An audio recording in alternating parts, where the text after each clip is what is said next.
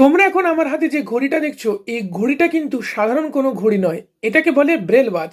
আমাদের মতো দৃষ্টিহীন মানুষদের সময় দেখার জন্য এই ঘড়িটিকে বিশেষ পদ্ধতিতে তৈরি করা হয়েছে।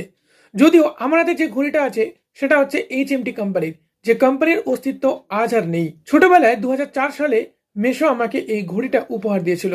সত্যি কথা বলতে, এই ঘড়ি যদি না থাকতো তাহলে হয়তো ঘড়ির সাথে আমার সঠিকভাবে পরিচয় হতোই না। ঠিক সেম ওয়াচ আমার এখনো একটা আছে, কিন্তু এই ঘড়িটা আজও আমার সঙ্গী। এই ঘড়িতে সময় দেখার জন্য এইভাবে ঢাকনাটা খুলতে হয় এবং এখানে হাত দিয়ে সময় দেখতে হয়।